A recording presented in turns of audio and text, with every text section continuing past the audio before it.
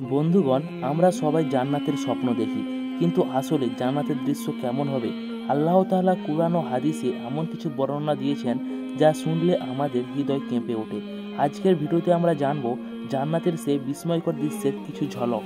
আল্লাহ কুরআনে বলেন, জান্নাতের নিচ দিয়ে প্রবাহিত হবে নদী সমূহ। সূরা বাকারার 25 নম্বর আয়াতে। ভাবুন তো, নদী আছে কিন্তু তা কাদামাটি নয়, দুধ, মধু, খাঁটি পানি ও মদের নদী, যেগুলো কখনো নষ্ট হবে না।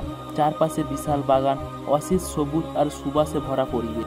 রাসূল সাল্লাল্লাহু আলাইহি সাল্লাম বলেছেন, জান্নাতে এমন প্রাসাদ থাকবে যার ইট হবে সোনার, আরেকটি হবে রূপার। জান্নাতে ঘরগুলো এত সুন্দর হবে যে দুনিয়ার কোনো রাজপ্রাসাদ তার সাথে তুলনীয় নয়। সেখানে থাকবে মুক্তা, হীরা, প্রবাল আর নূরের আলো। কুরআনে বলা হয়েছে সেখানে থাকবে প্রচুর ফলমূল, যা কখনো শেষ হবে না। সূরা ওয়াকিয়ার 32 ও 33 নম্বর আয়াত। কল্পনা করুন, গাছে ঝুলছে নানা ফল, হাত বাড়ালে আপনার সামনে চলে আসবে।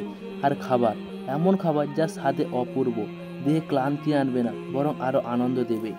আল্লাহ বলেন, তাদের পরানো হবে সবুজ রেশম ও সোনালী পোশাক, আর তাদের হাতে থাকবে রূপার কঙ্কন। সূরা আল ইনসান 21 নম্বর আয়াতে। দুনিয়ার বিলাসবহুল ফ্যাশন জান্নাতের একটুখানি পোশাকের সৌন্দর্যের কাছে মূল্যহীন। জান্নাতবাসীদের জীবন। জান্নাতের দুঃখ, ক্লান্তি, মৃত্যু নেই। সবাই থাকবে তরুণ, সুস্থ ও সুন্দর। তারা থাকবে একে অপরের সান্নিধ্যে, খুশি আর আনন্দে ভরা জীবনযাপন করবে। রাসূল সাল্লাল্লাহু আলাইহি সাল্লাম বলেছেন, জান্নাতবাসীরা সেখানে চিরকাল থাকবে। তারা আর বুড়ো হবে না, আর কখনো দুঃখ পাবে না। আর জান্নাতের সবচেয়ে বড় নিয়ামত হবে আল্লাহর দর্শন। সেদিন জান্নাতবাসীরা আল্লাহর নূর দেখবে, আর আনন্দে তাদের হৃদয় পূর্ণ হয়ে যাবে।